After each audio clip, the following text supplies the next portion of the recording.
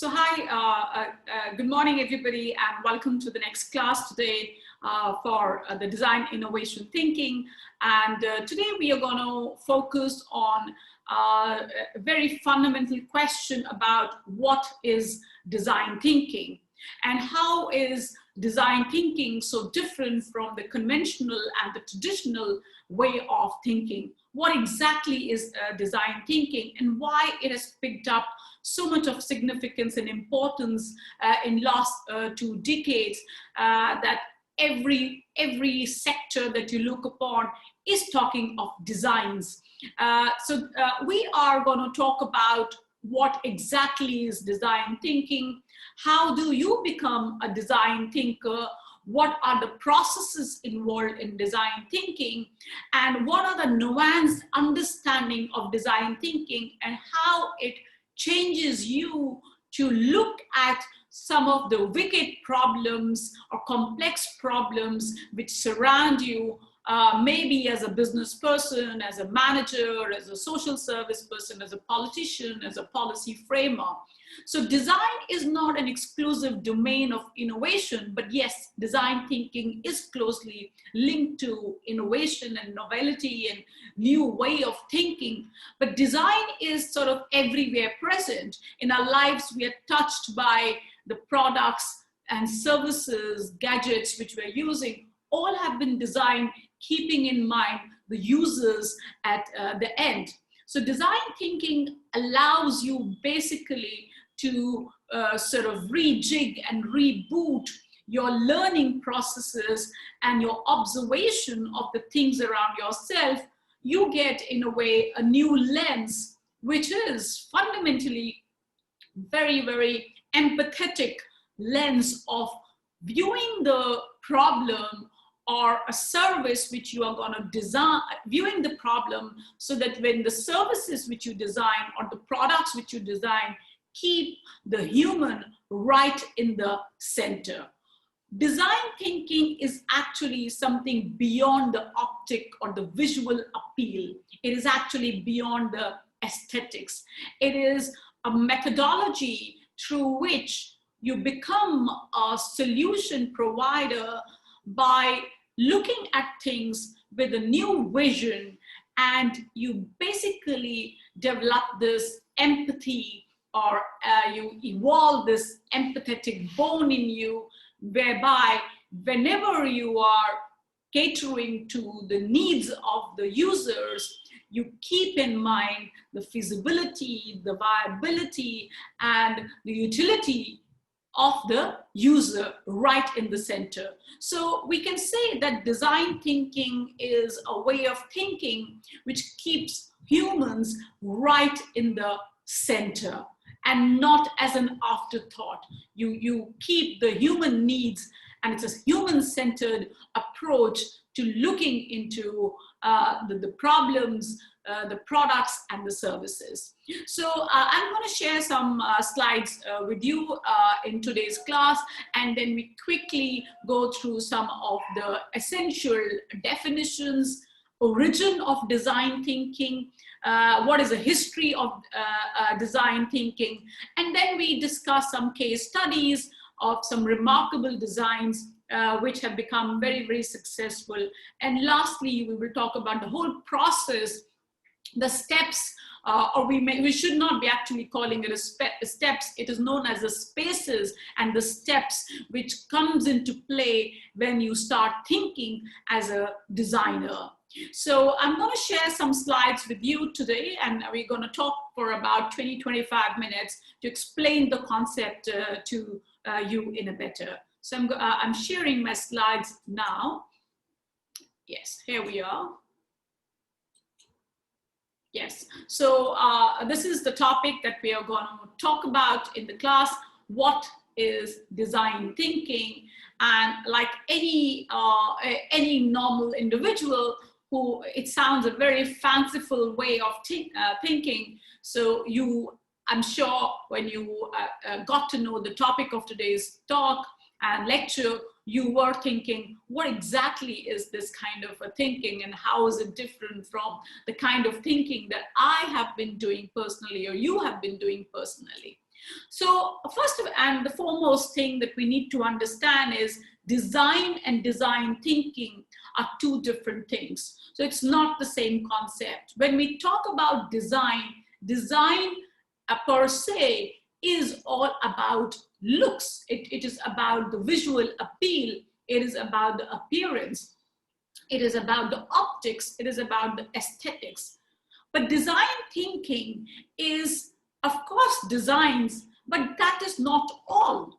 Design thinking goes beyond the designs and the visuals or the appeal or the aesthetics of the product and services.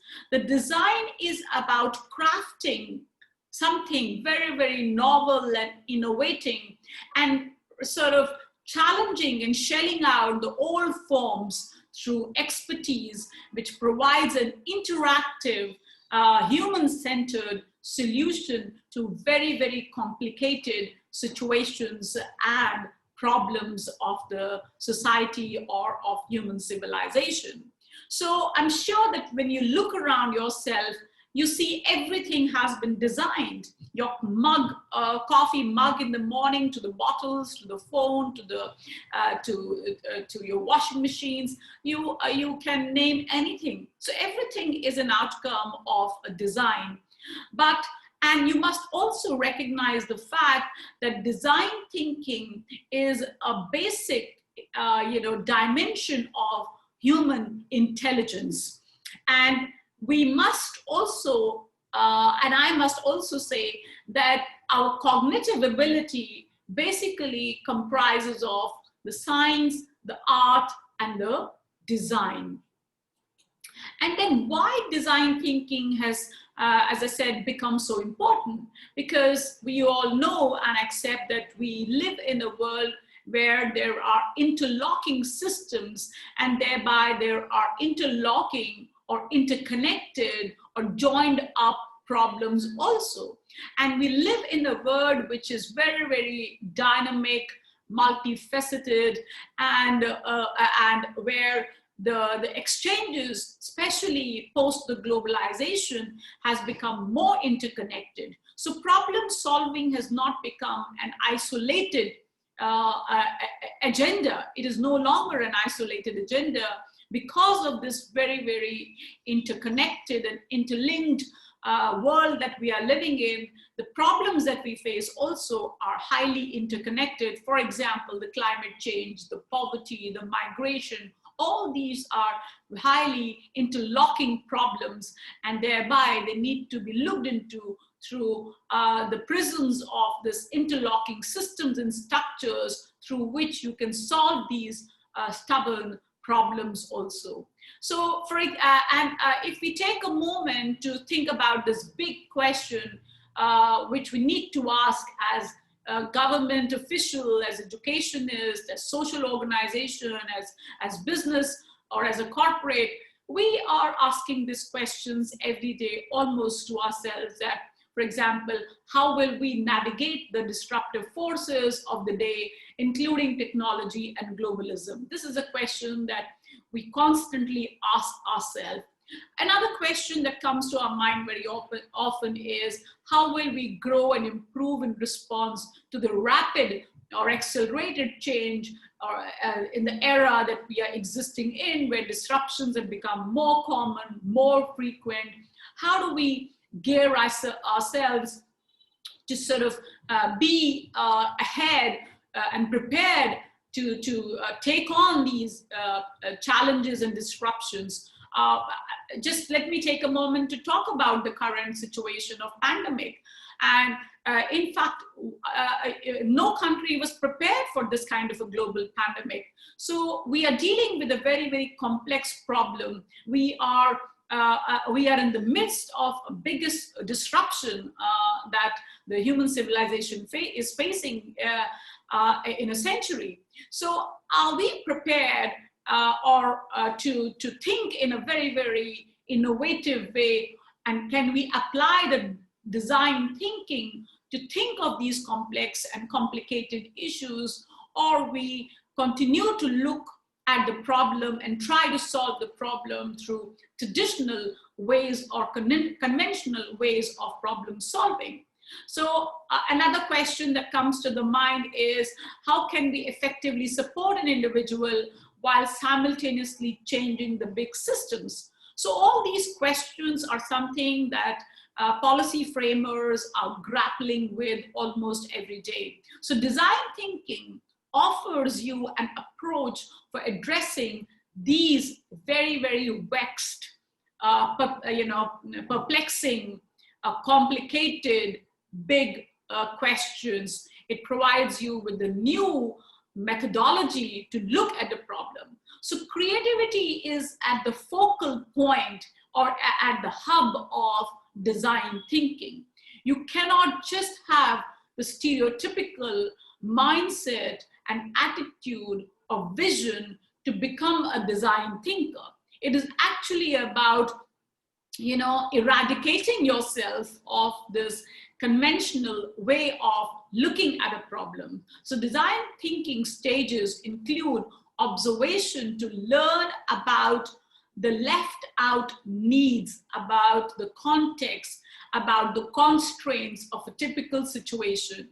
It's about discovering the opportunity and the capacity for innovation, forming brilliant ideas, testing them, prototyping them, and then improving upon them. So design thinking is a series of steps that you get involved with while trying to solve the problem of the societies. Design thinking reduces the ambiguity and the risk present in innovation by involving the customer, by involving the user, by hearing their needs, hearing their voices on series of prototypes to find, test, and improve the product, improve the idea, improve the services. So design thinkers dwell on users' mindset, learned from real world issues and concerns and challenges, and not merely from the recorded secondary data or from market research. And this is what separates the design thinker from regular thinker. The regular thinker or traditional way of looking into the problem will, you will visit the resources which are already available, but whereas a design thinker will look at, provide or look through the fresh vision to solve these problems, because he will be highly engaged with the end users and the customers. And that's the uniqueness of design thinking. So if I have to talk about the elements of design, design has a robust capacity that renders the desirability and appeal to both the product and the services. It is no longer limited to creating objects. Companies now aspire to think like designers, to make use of the design principles to excel at the workplace. So design thinking stands for fundamentally, a successful strategy, development, and organizational change. Design is a creative process that brings the physical qualities of the product and aesthetic considerations together. Generally, design comes from three elements: the usability, the utility, and the desirability, which takes the user experience of the design to the next level. So this is the uniqueness of the design thinking. So if I have to talk about, is there a definition of design thinking? I would say no. There is no one universally accepted definition of design thinking, because design thinking itself is an idea. It's a strategy, it's a method, and it's a way of seeing and looking at the world.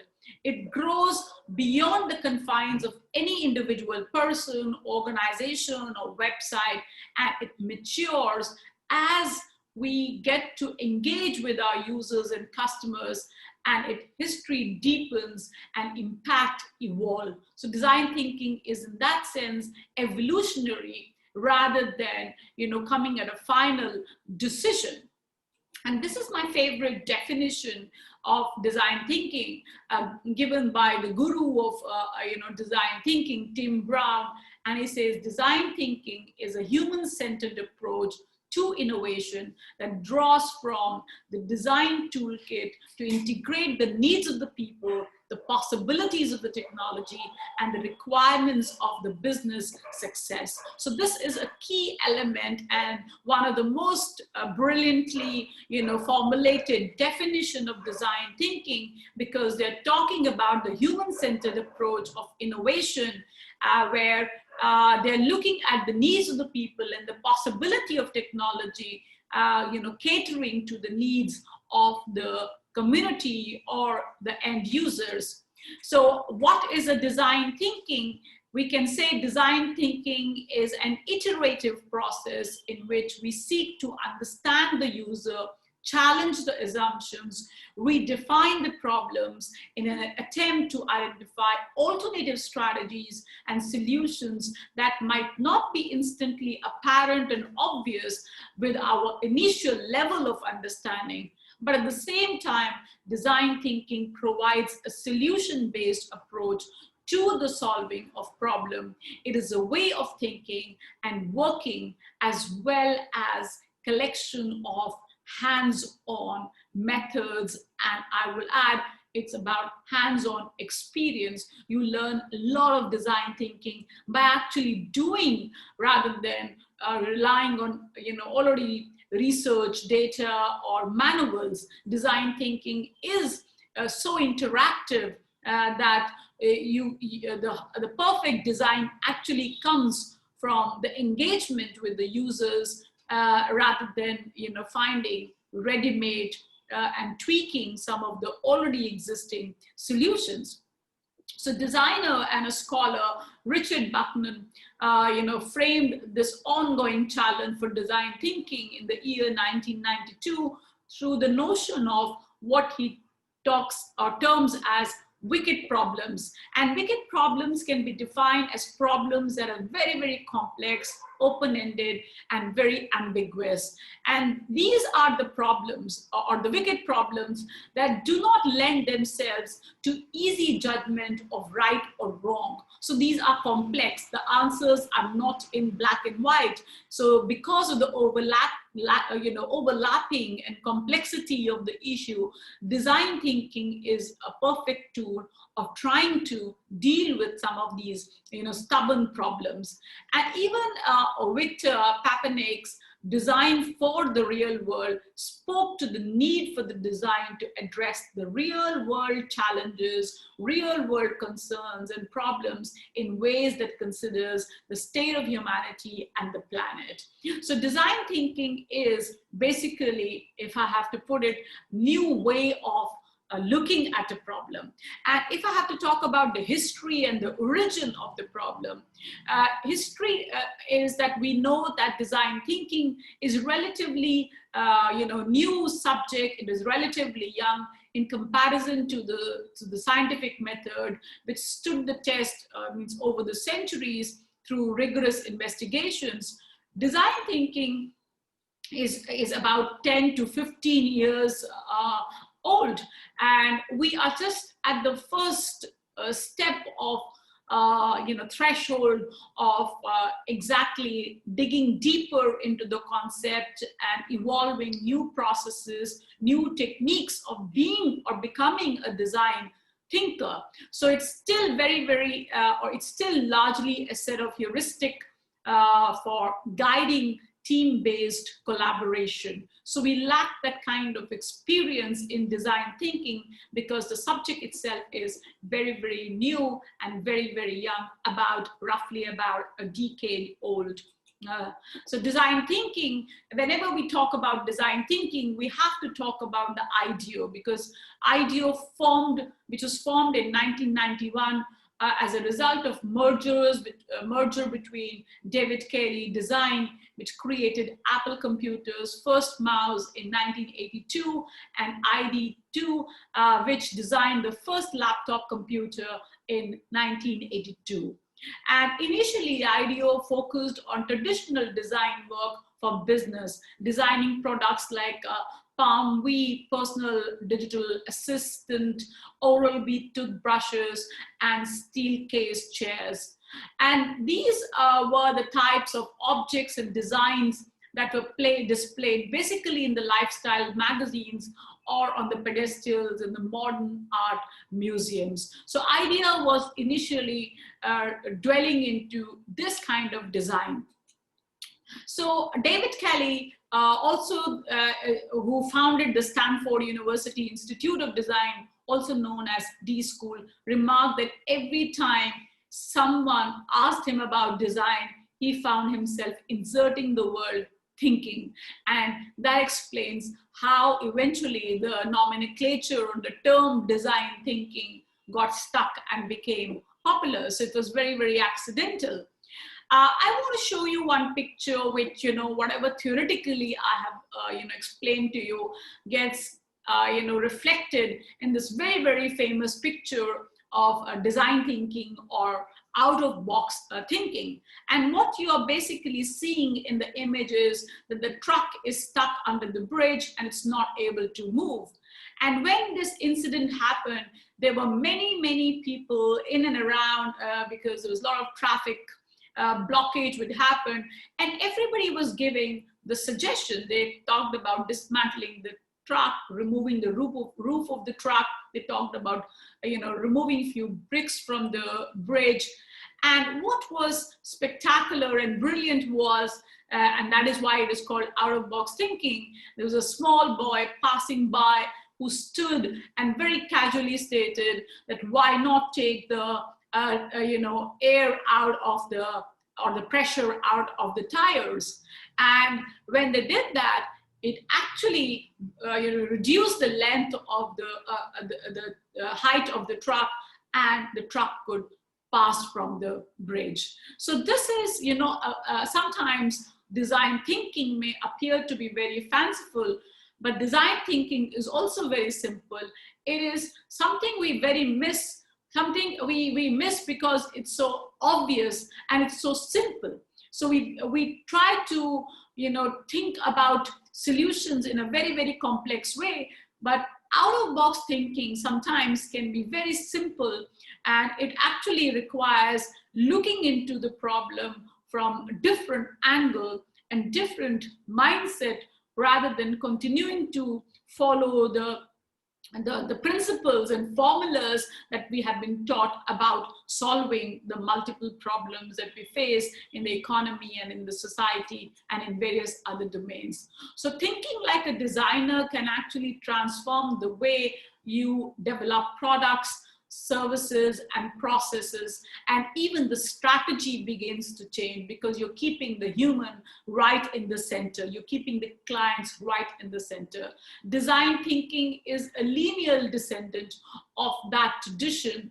If we have to put it very, very simply, it is a discipline that uses the designer's sensibility and methods to match the people's need with what is technologically feasible and what is viable business strategy can convert into customer value and market opportunity.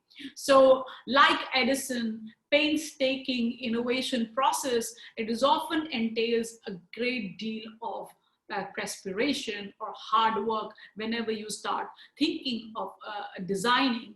So design thinking can be brings together what is desirable from the human point of view and what is technologically feasible and economically viable. So the three important fundamental questions we need to keep in mind while doing or indulging in design thinking is the desirability. What makes sense to people and for the people? This is a question that you should be asking whenever you're designing a solution, a strategy, or a product or a service. First important question. The second important question is what is technically possible within the foreseeable future? So how you can link the technology to the people needs and desires. And the third important question that we should be aware of and should be thinking of is what is likely to become the part of sustainable business model. So desirability, feasibility, and viability are like three corners or three pillars of design thinking. And what we require as a design thinker is to create this intersectionality of design thinking between desirability, viability, and feasibility. And once you create this intersectionality, that is where you arrive at the most sustainable and probably the better solution to the problem. So thinking like a designer can transform the way the organization's products and services and processes are thought about. And this approach is known as design thinking, brings together what is desirable from the human point of view and technologically what is feasible, as I explained in the previous slide.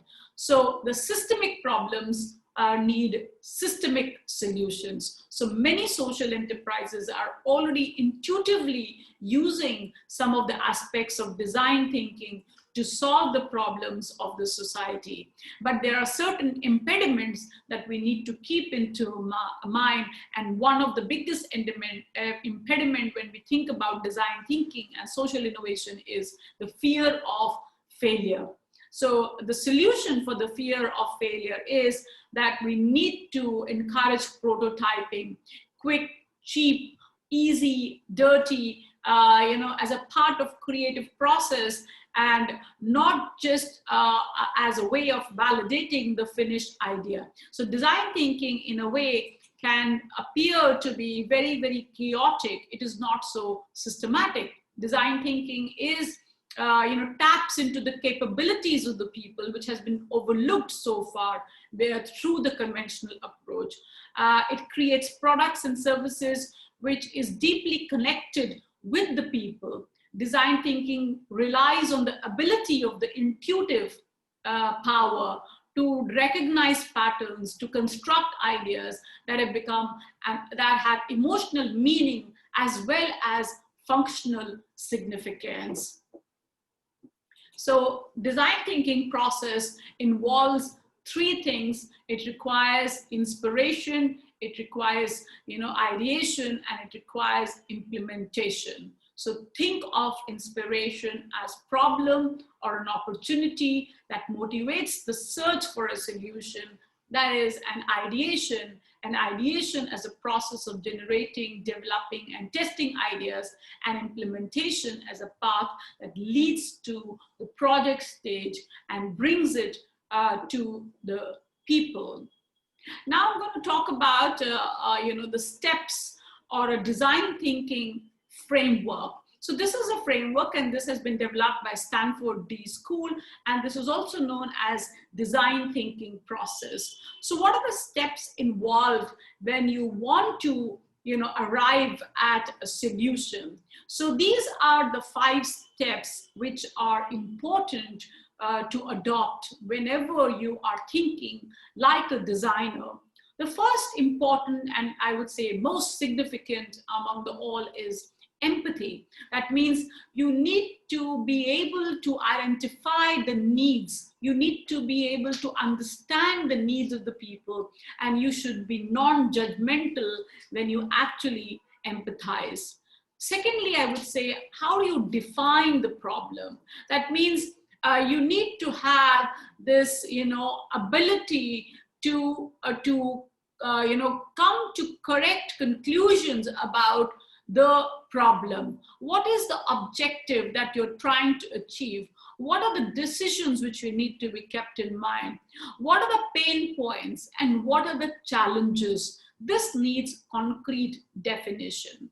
The third step, which is again very, very important, is then ideate stage. That means this is a stage where you have generated an idea, but you need to share the ideas with your team, with your collaborators, and you actually sort of allow the people to give their critique to the idea that you have created. So it is a point of both convergence and divergence. That is, people would agree to you, and there's also a point where there is a lot of debate, discussions, and also divergence.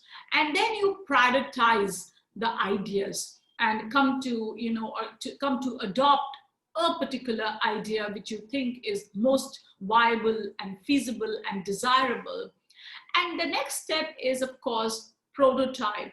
And prototype is like a mock exercise where you sort of, create the product and a service and are actually testing it at a very, very controlled environment. You have not, brought the idea to the market, but within that control situation, you're trying to gauge, what are the reactions that you can get. At the prototype stage, you have to keep it very, very simple. And one of the most important lessons at the stage of the prototype is, if you feel that your idea is not strong enough, you have to fail and fail fast. So failing quickly is one of the important steps at the prototype. But if you think that your idea was strong, good, well received by users and customers, then of course you go to the market and test your ideas. And again, you try to understand the impediments, the challenges, what worked, what did not work, and how you can, change the processes, procedures, and products and reform the methods so that you can make the product more desirable to the users and the community. So these are the 5 important steps. But the testing is not the last step. The testing may take you back to defining. The testing may take you back to an ideation stage. The testing or the prototyping can take you back to the empathetic stage. So the iterative design process would look something like this, that you empathize, define, ideate, and prototype and test. But then if there are certain lacunas, there are drawbacks, impediments, certain challenges, you actually go back to defining, sometimes go back to empathizing, reverse back to ideating, or either go back to prototyping. So it is iterative, and it is significant that you need to understand that the testing is not the end of it. Testing would rather give you an evaluation of your product and services, and maybe you need to go back to certain previous steps to be able to sustain the product and services and improve the product and services which you have designed for the customers or the end users. Now, to end, I would say, to wrap up, I would say, so it can be summed up in a way that design thinking is a very intricate, proven, a rational approach to new product design that should be given a thought during the product framework in an organization.